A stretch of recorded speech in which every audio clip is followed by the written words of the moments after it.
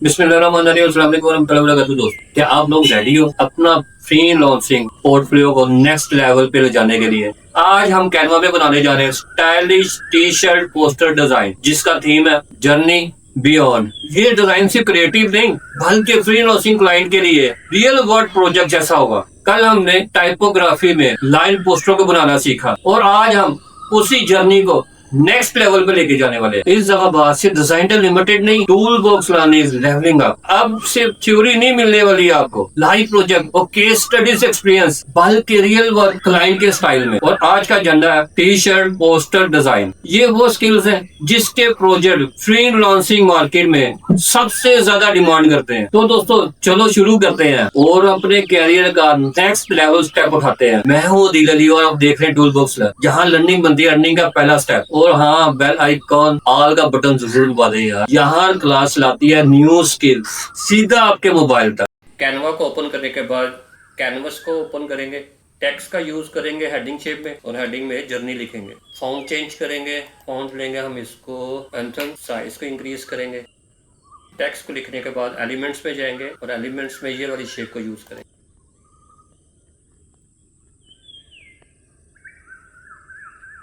Shape का colour change करेंगे, colour को व्हाइट कर देंगे।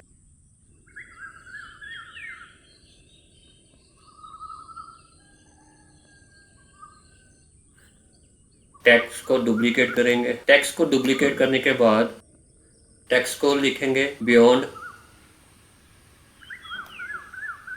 और 90 डिग्री तक इसको सेट करेंगे। अब इस टेक्स्ट का साइज को चेंज करेंगे, 45 तक लेके जाएंगे। अगर चेंज करना होगा बाद में चेंज कर देंगे। टेक्स्ट का साइज करने के बाद इस टेक्स्ट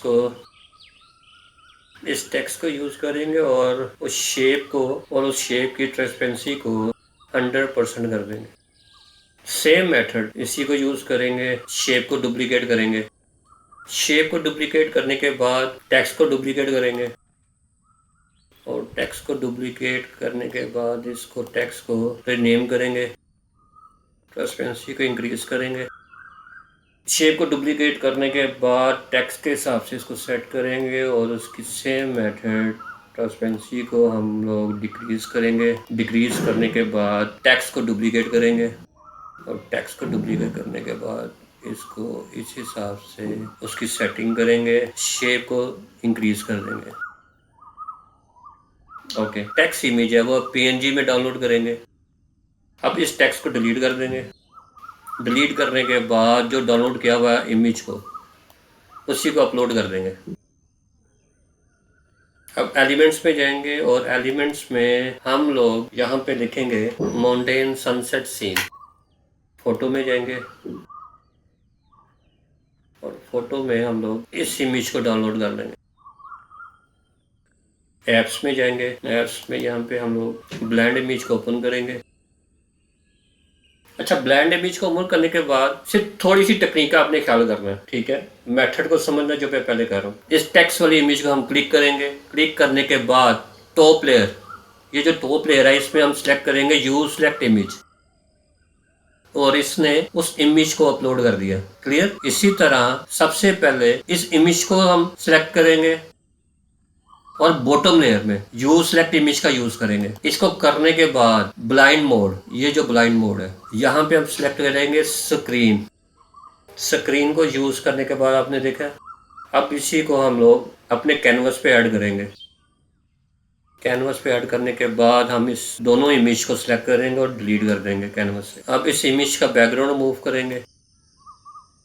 बैकग्राउंड मूव करने के बाद टेक्स्ट को सिलेक्ट करेंगे और एडिट में जाएंगे।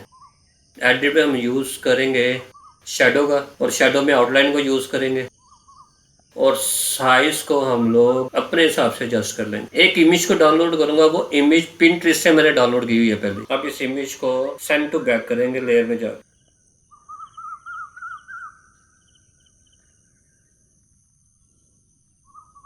अब एक टेक्स्ट को ऐड करेंगे। टेक्स्ट में बॉडी टेक्स्ट का यूज़ करेंगे।